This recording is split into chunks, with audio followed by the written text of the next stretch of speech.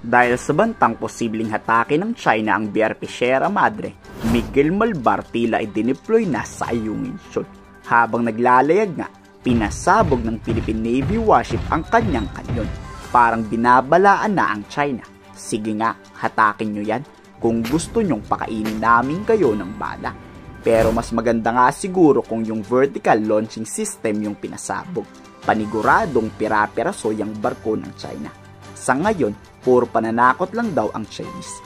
Wala naman daw nakikitang agresibong galaw sa China. Ayon na mismo yan sa mga sundalo sa BRP Sierra Madre. Pero sabi ni Secretary Guibo kahit wala pang ginagawa ang China, maging alisto kayo. Di natin alam kung anong nasa utak ng mga Chinese na yan. We have monitored increased presence. At this time, wala po kami nakikita. Thank you, sir. But of course, laging listo. Hindi mo alam kung ano ang nasa isip ng mga yan. Nagbabala naman si war expert Jay Batong Bakal.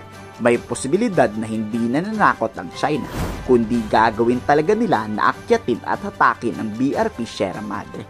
Mas lalo daw dapat maging alerto ang AFP kung magkakaroon ng PLA Navy sa Ayungin Shoal. Yan ang dapat paghandaan ng Philippine Navy. Buti na lang din at idineploy na ang BRP Miguel Malvar. Mas mabilis tong makakaresponde kung wag naman sanang atakihin talaga ng China ang barko natin sa Ayungin Shoal. Just prepare for any possibilities. So we have to come up with contingency plan ranging from, of course, possibility of casualties and how would you respond once you have, of course, kinetic force used against the Philippines. And of course, we have to look in the terms of assistance what we probably should be getting from our treaty ally, the United States. So we have to prepare for possibilities, eventualities.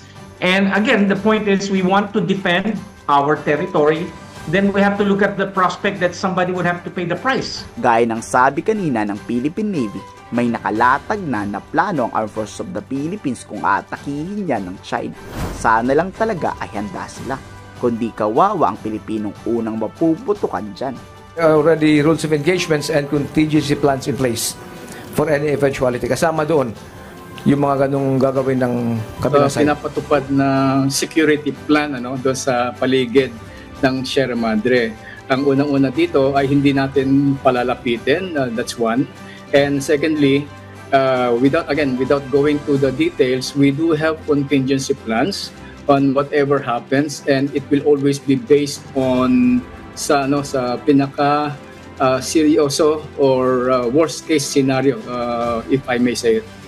Sana yung sinasabing plano ng AFP ay kasama ang US Navy para makaganti agad ang Pilipinas kung sakaling palulubugin ng China ang BRP Sierra Madre. Kayo, ano sa tingin nyo ang binabalak nila? I-komento sa baba ang inyong salobin.